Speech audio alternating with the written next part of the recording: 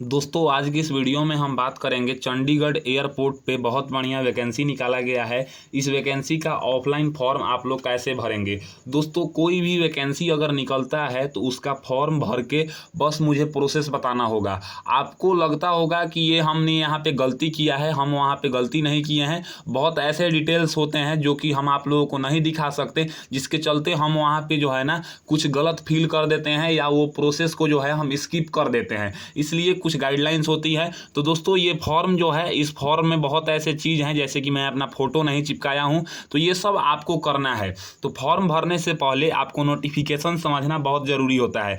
किसी भी फॉर्म से पहले जो है ना आपको नोटिफिकेशन अगर आप एक बार जान जाएंगे तो बिना किसी के मदद से आप अपना फॉर्म खुद से भर सकते हैं। तो मैं इस वीडियो में आपको जो है ना चंडीगढ़ एयरपोर्ट पे जो ऑफलाइन फॉर्म है उसका नोटिफिकेशन भी समझाऊंगा और फॉर्म फिलअप करके दिखाऊंगा ताकि आपसे कोई मिस्टेक ना हो।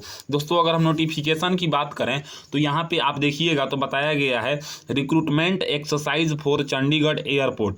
पोजीशन की बात करें तो रैंप सर्विस एग्जीक्यूटिव में 3 पोस्ट पे वैकेंसी है, यूटिलिटी एजेंट कम रैंप ड्राइवर में 3 पोस्ट है, हांडी मैन में 34 पोस्ट है और हांडी ओमैन में 4 पोस्ट है। ये जो हांडी ओमैन है ये केवल और केवल फीमेल के लिए है, इसमें 4 पोस्ट पे वैकेंसी निकाला गया है। अगर हम आगे बात करें तो बताया गया है कि एआई एयरपोर्ट सर्विसेज लिमिटेड में जो है ना Indian national male and female के लिए चंडीगढ़ एयरपोर्ट पे जो है ना कॉन्ट्रैक्ट बेसिस, ये जो कॉन्ट्रैक्ट है वो 3 साल के लिए रहेगा। ये वैकेंसी निकाला गया है। अगर हम आगे बात करें तो आगे बताया हुआ है कि जो इसमें मतलब जैसे पोस्ट है रैंप सर्विस एग्जीक्यूटिव, इसका क्वालिफिकेशन बोला गया है कि 3 साल का डिप्लोमा आपके पास होना चाहिए mechanical, electrical, production, electronics, automobile से, या आपके पास आईटीआई होना चाहिए और एचएमबी लाइसेंस होना चाहिए, यानी कि बड़े गाड़ी का चलाने वाला जो लाइसेंस होता है ना वो आपके पास होना चाहिए। 24,960 रुपये का सैलरी दिया जाएगा।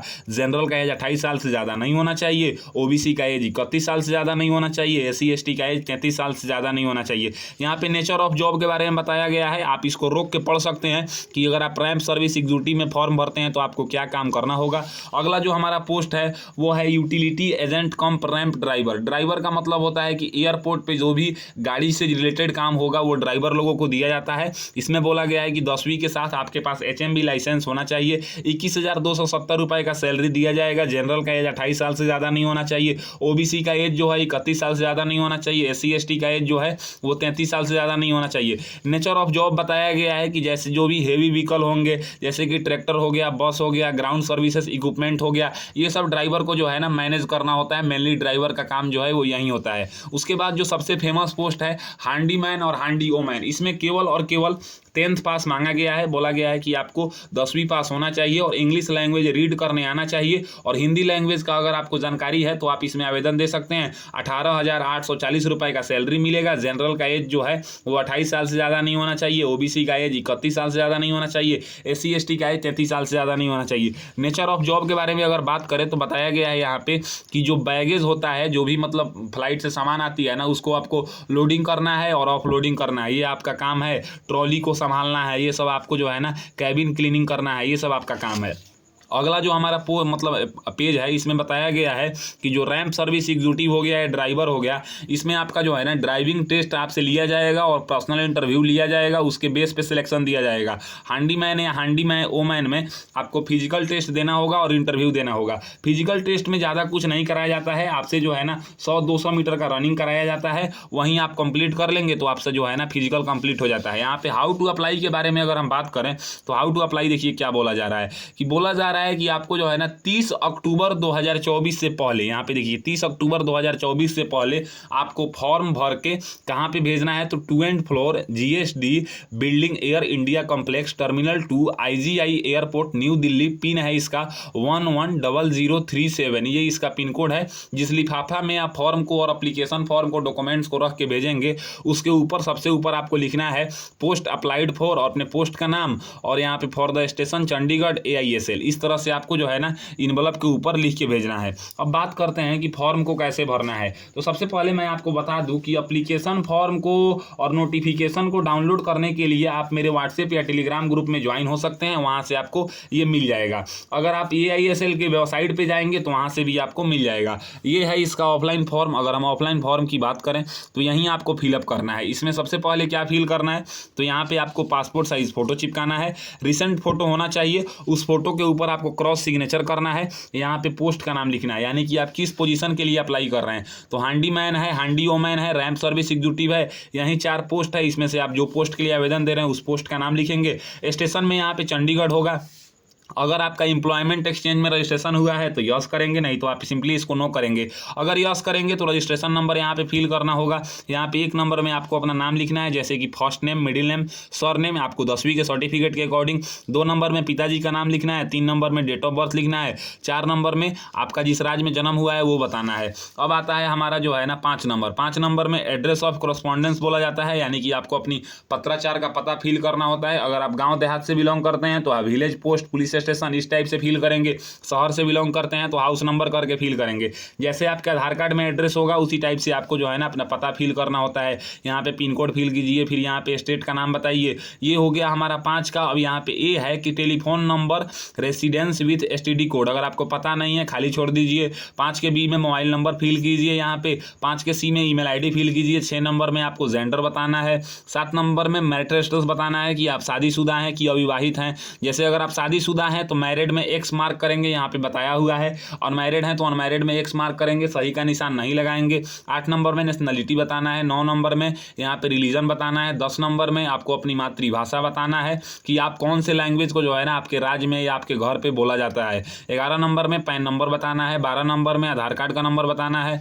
13 नंबर में आपको अपना कैटेगरी बताना है कि आप एससी कैटेगरी से बिलोंग करते हैं कि एसटी से कि ओबीसी से कि ईडब्ल्यूएस से। आप जिस कैटेगरी से बिलोंग करते हैं उस कैटेगरी के नीचे वाले बॉक्स में आपको एक्स मार्क कर देना है, सही का निशान नहीं लगाना है।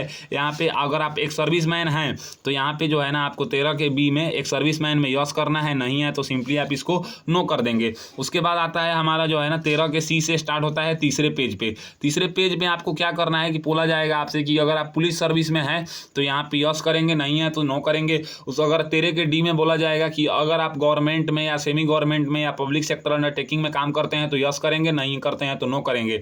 एजुकेशन क्वालिफिकेशन में मैं आपको बताया था कि इसमें जो है ना हैंडीमैन, हैंडी ओमैन और ड्राइवर के लिए 10वीं पास मांगा गया है और रैंप सर्विस एग्जीक्यूटिव के लिए जो है ना आपको डिप्लोमा मांगा गया है। तो आप जिस पोजीशन के लिए अप्लाई दे रहे हैं वो क्वालिफिकेशन आपको फिल करना जरूरी है। जैसे कि हम हैंडीमैन में आवेदन दे रहे हैं तो मुझे केवल 10th का क्वालिफिकेशन फिल करना जरूरी है। इसके अलावा अगर मेरे पास है तो हम फिल करेंगे, नहीं है तो हम खाली भी छोड़ सकते हैं। यहाँ पे सबसे पहले बोर्ड का नाम बताना है, date, month and year of passing बताना है, ड्यूरेशन 10th 1 साल का होता है, परसेंटेज बताना है, 12th का बताना है। बोर्ड का नाम अगर किए हैं तो नहीं किए हैं तो खाली छोड़ देंगे। Date, month and year passing बताएंगे, ड्यूरेशन 2 साल का होता है, परसेंटेज बताएंगे, डिप्लोमा किए हैं उसके बारे में बताएंगे, ITI NCVT जो भी आपके पास क्वालिफिकेशन है उसके बारे में इस तरह से आप फिल करेंगे। नहीं क्वालिफिकेशन है केवल 10th फिल करके छोड़ देंगे। यहाँ पे 15 नंबर में लैंग्वेज के बारे में बताना है कि आप कौन कौन से लैंग्वेज को बोलना, पढ़ना, लिखना जानते हैं। जैसे कि अगर हम यहाँ पे बात करें तो आपको जो है ना सबसे पहले इंग्लिश लैंग्वेज है, इंग्लिश को अगर रीड करना जानते हैं तो एक्स मार्क करेंगे क्योंकि यहाँ पे बताया हुआ है, सही का निशान नहीं लगाना है। स्पीक करना जानते हैं यहाँ पे एक्स मार्क करेंगे, राइट करना जानते हैं यहाँ पे एक्स मार्क करेंगे। रिमार्क में आप अपने अनुसार गुड या वेरी गुड करके लिख सकते हैं। यहाँ पे हिंदी लैंग्वेज को अगर आप बोलना, पढ़ना, लिखना जानते हैं तो सब में एक्स मार्क कर देंगे और गुड या वेरी गुड में अपने अनुसार बताएंगे। लोकल लैंग्वेज अगर आपको जैसे चंडीगढ़ में हिंदी बोला जाता है या अगर पंजाबी बोला जाता है, जो भी बोला जाए, जैसे हिंदी ही बोला जाता है तो यहाँ पे अपने अनुसार सबको एक्स मार्क कर देंगे। अगर आपकी मातृभाषा को बोलना जानते हैं सबको एक्स मार्क कर देंगे। इस तरह से लैंग्वेज से रिलेटेड कोई सर्टिफिकेट है उसको आप लगा देंगे। फिर आगे जो है हमारा आता है वो चौथा पेज आता है। चौथा पेज में जो है ना वर्क एक्सपीरियंस के बारे में बोला जाता है कि अगर आप कहीं पे काम किए हैं तो यहाँ पे ऑर्गेनाइजेशन का नाम बताएंगे, किस पोस्ट पे काम किए हैं, कब से कब तक काम किए हैं, कितने ईयर्स का एक्सपीरियंस है, नेचर ऑफ जॉब क्या है, इस टाइप से आप लोग बताएंगे। जैसे कि ड्राइवर पोस्ट में और जो है ना रैंप सर्विस एग्जीक्यूटिव में यहाँ पे जो है ना लाइसेंस मांगा गया है। तो आप यहाँ पे जो है ना HMB लाइसेंस मांगा गया है। अगर आप ड्राइवर में या रैंप सर्विस एग्जीक्यूटिव में आवेदन दे रहे हैं तो ड्राइविंग लाइसेंस देना जरूरी है। अगर आप हैंडीमैन में आवेदन दे रहे हैं तो ये फिल करना कोई जरूरी नहीं है। यहाँ पे लाइसेंस के बारे में बताएंगे कि आपके पास कौन लाइसेंस है, लाइसेंस नंबर क्या है, डेट ऑफ इशू क्या है, कब तक वैलिड है। उसके बाद मैं आपको बताया था कि जनरल, OBC, EWS कैटेगरी को जो है ना 500 रुपये का अप्लीकेशन फी पे करना है तो आपको डिमांड ड्राफ्ट के माध्यम से पे करना है। AI airport services limited Mumbai के जो है ना नाम से आपको आपको डिमांड ड्राफ्ट बनवाना है। यहाँ पे name and address of the bank branch का यहाँ पे लिखेंगे, डेट ऑफ इशू लिखेंगे, डिमांड ड्राफ्ट नंबर लिखेंगे, अमाउंट यहाँ पे 500 रहेगा। अब है यहाँ पे 19 नंबर में कि एआई एयरपोर्ट सर्विसेज लिमिटेड का जो सिस्टर्स की कंपनी है, जैसे कि मतलब हो गया एआई इंजीनियरिंग सर्विसेज लिमिटेड, इस टाइप से एक दो और कंपनी है, उसमें अगर कोई आपका रिलेटिव काम करता है तो उसका नेम बताएंगे, डेस्टिनेशन बताएंगे, कंपनी बताएंगे, उससे रिलेशनशिप बताएंगे। कोई नहीं करता है खाली छोड़ देंगे। 20 नंबर में आता है हमारा डिक्लेरेशन। अगर हम डिक्लेरेशन की बात करें तो आपको जो है ना कुछ नहीं करना है, यहाँ पे डेट लिख देना है और यहाँ पे प्लेस लिख देना है, सिग्नेचर कर देना है। हमारा फॉर्म फिलअप हो चुका है। अब यहाँ पे एक डॉक्यूमेंट्स का लिस्ट आता है, इसमें आपको बताना है कि आप कौन कौन से डॉक्यूमेंट्स का जो है ना जीरोक्स दे रहे हैं। यहाँ पे सबसे ऊपर है application fee. Application fee general, OBC, EWS category को देना है तो यस करेंगे। स्कूल लिविंग सर्टिफिकेट का जीरोक्स दे रहे हैं तो 2 नंबर में यस करेंगे। 10वीं का मार्कशीट और सर्टिफिकेट दे रहे हैं तो 3 नंबर में यस करेंगे। 12th का मतलब अगर दे रहे हैं सर्टिफिकेट मार्कशीट तो 4 नंबर में यस करेंगे। फर्स्ट ईयर ग्रेजुएशन का दे रहे हैं तो 5 नंबर में यस करेंगे।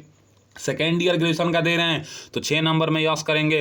थर्ड ईयर ग्रेजुएशन वाले 7 नंबर में यस करेंगे। फोर्थ ईयर ग्रेजुएशन वाले 8 नंबर में यस करेंगे। डिग्री सर्टिफिकेट वाले 9 नंबर में यस करेंगे। प्रोविजनल डिग्री सर्टिफिकेट वाले यहाँ पे 10 नंबर में यस करेंगे। डिप्लोमा वाले 11 नंबर में यस करेंगे। ITI वाले 12 नंबर में यस करेंगे। MBA का लगा रहे हैं तो 13 नंबर में यस करेंगे। उसके बाद आता है हमारा जो है ना यहाँ पे वो ये फिल करने के बाद यहाँ पे 14 नंबर में आता है हमारा कास्ट सर्टिफिकेट वाले जो है ना यहाँ पे 14 नंबर में यस करेंगे। 15 नंबर में आता है डिस्चार्ज सर्टिफिकेट वाले जो 15 नंबर में यस करेंगे। एक्सपीरियंस अगर लगा रहे हैं तो ये आप जो जो डॉक्यूमेंट्स लगा रहे हैं ये आपको बताना है। यहाँ पे डोमिसाइल सर्टिफिकेट, पैन कार्ड, आधार कार्ड, ये सब किसी को लगाना है और 10th का सर्टिफिकेट तो ये लगाना ही है। ये सब जीरोक्स लगाएंगे आप। ये जो है ना जीरोक्स एप्लीकेशन फॉर्म के साथ लगा देंगे। अब आपको क्या करना है कि किताब की दुकान में चले जाना है और वहाँ पे जो है ना आपको इन्वलप मिलेगा। अगर हम इन्वलप की बात करें तो जो लिफाफा होता है ना, ये देखिए इस टाइप से आपको लिफाफा खरीद के लाना है। इस लिफाफा के ऊपर आपको क्या लिखना है, सबसे ऊपर में तो आपको लिखना है पोस्ट अप्लाइड फॉर। पोस्ट, जिस पोस्ट के लिए आप आवेदन दे रहे हैं उस पोस्ट का नाम आप यहाँ पे लिख देंगे और फॉर द स्टेशन यहाँ पे चंडीगढ़ AISL इस तरह से लिख देना है। और लेफ्ट साइड में फ्रॉम में अपना नाम, अपने विलेज का नाम, पोस्ट ऑफिस का नाम, पुलिस स्टेशन का नाम, डिस्ट्रिक्ट का नाम, state, pin code, mobile number लिख देना है। और जो भेजने का पता है यहाँ पे 2 and floor GSD building, air India complex, terminal 2, IGI airport, new Delhi, pin यहाँ पे 1100 और 37, ये इस तरह से कर देना है। और इस तरह से करने के बाद जो जो डॉक्यूमेंट्स आप लगा रहे हैं वो एप्लीकेशन फॉर्म के साथ आप लोग पिनअप कर लेंगे, सेल्फ अटेस्टेड, यानी कि उसके नीचे सिग्नेचर करने के बाद। और एप्लीकेशन फॉर्म को और डॉक्यूमेंट्स को इस तरह से आप फोल्ड कर लेंगे। और फोल्ड करने के बाद ये जो इन्वेलप है यानी कि जो भेजने का पता आपने जो इस पे लिखा है इसके अंदर अपना एप्लीकेशन फॉर्म हो गया, डॉक्यूमेंट्स हो गया, सबको आप इसी के अंदर रख देंगे। रखने के बाद आप इसको गोंद से चिपका देंगे और चिपकाने के बाद इस एड्रेस पे जो है ना आपको 30 अक्टूबर 2024 से पहले इस एड्रेस पे आपको ये इन्वेलप पहुंचा देना है।